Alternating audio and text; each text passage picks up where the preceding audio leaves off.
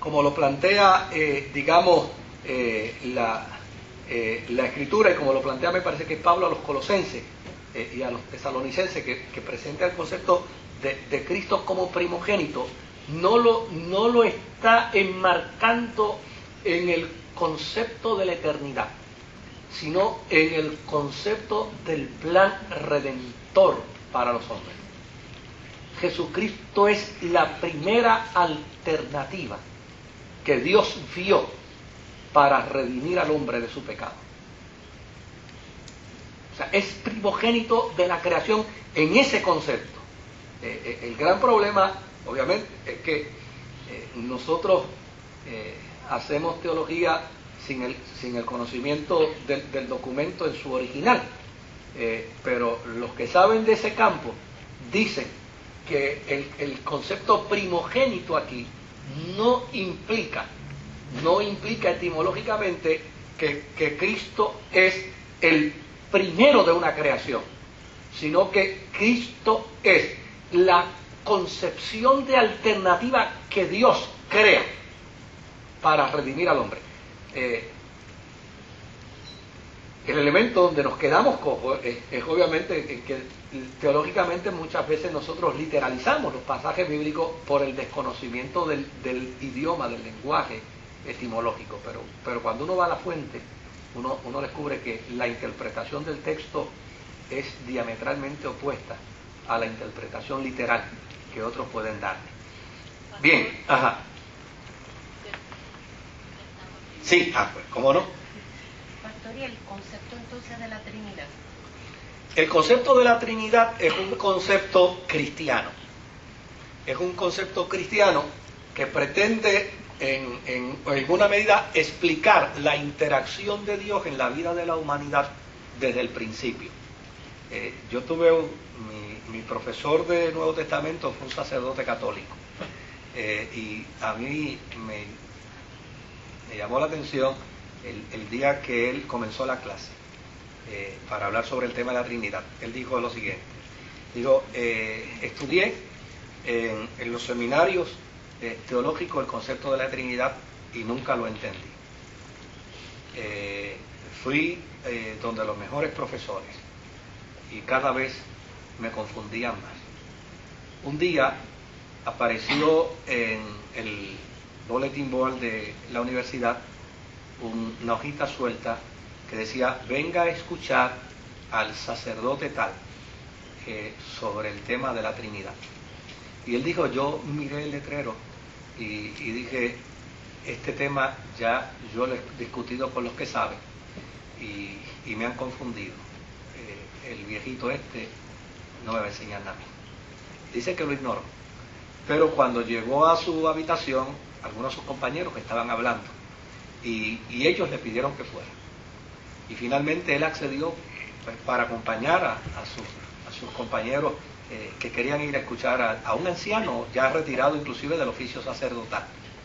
Y dice, lo que no me enseñó la universidad en Holanda, lo que no me enseñaron las universidades teológicas en Estados Unidos, aquel anciano en cuestiones de minutos me lo enseñó.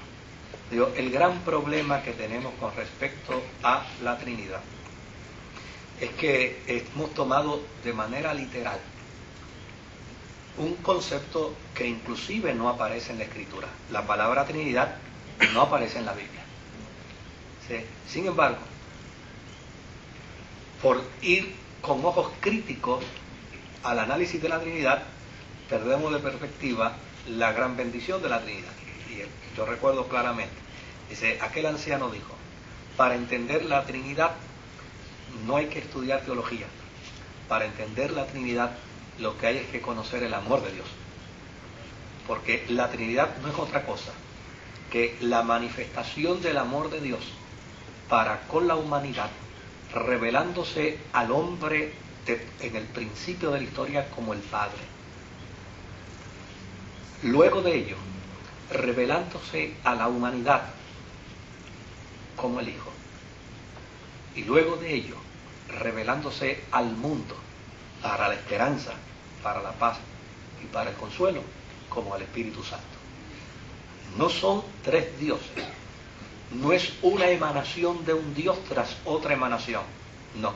Es el mismo Dios, por amor, revelándose al hombre en tres fases distintas para que el hombre pueda entender su gracia y su misericordia.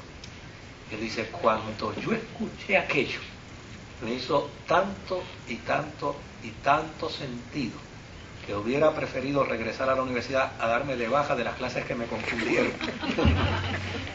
O sea, el concepto de la Trinidad, pues obviamente es un concepto teológico. Y es un concepto teológico que surge como resultado de un planteamiento bíblico de un Dios, Jehová, Yahvé, Elohim, como le querramos llamar. Y de un Cristo que aparece diciendo que Él es el Hijo de ese Yahvé.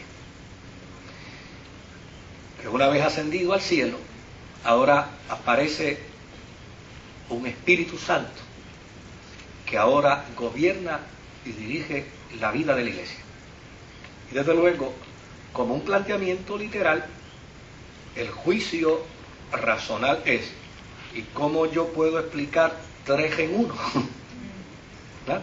Entonces, en ocasiones, los teólogos crean la tentación, y después que crean la tentación, dicen, esto es mejor aceptarlo por fe.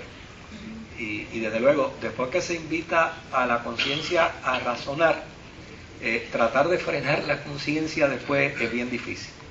Entonces, lo que postulaba este sacerdote anciano era que en lugar de interpretar la Trinidad como un concepto racional, hay que volver a las raíces del propósito de la revelación de Dios al hombre, que es manifestar su amor. Y a mí, con toda honra de ello, yo di gracias a Dios porque gracias a ese anciano sacerdote yo podía entonces entender también el concepto de la Trinidad desde una dimensión distinta. Sí, uno puede leer, mire, libros de 900 páginas explicando la Trinidad y cuando usted cierra el libro dice, ¿qué dijo? No entendí. Y eso pues, es parte de ese proceso. ¿Alguien más había? Sí. A un viejito como yo. Yo sé que esa era la intención. Diciendo ahora, ¿por qué al Apocalipsis se le dice Revelación? El libro de revelación. Sí, sí. Gloria a Dios. Es develando un secreto que estaba escondido para los cristianos del primer siglo. La pregunta de los cristianos era, ¿vale la pena sufrir por un Cristo que vino aquí, murió en la cruz, apareció, se desapareció? Obviamente ninguno de ellos era cristiano de esa primera generación, porque los apóstoles los mataron para que negaran a Cristo. Dicen, pero ¿cómo podré negar de lo que yo fui testigo? O sea, ninguno de ellos podía negar de lo que ellos fueron testigos. Y prefirieron la muerte antes que negar el testimonio que tuvieron. O sea, ¿cómo Pedro podía negar que Cristo había resucitado si estuvo con él? O sea, y fíjense que el pastor Joel inclusive el domingo en la noche predicó y trajo una relación de cómo murió cada uno de los apóstoles. Pero todos murieron y prefirieron la muerte cruel, algunos aserrados, otros muertos a espada, otros quemados en hogueras y sucesivamente otros enterrados, otros echados a los leones, pero todos decían, es que es imposible que yo niegue al Cristo que resucitó. O sea, Ignacio de Antioquía, 90 años hace que me ha estado haciendo bien, ¿cómo a esta altura yo podré negarlo? Es imposible, si me ha hecho bien toda esta vida. Ahora, estos cristianos de finales del primer siglo, ninguno de ellos vio la resurrección.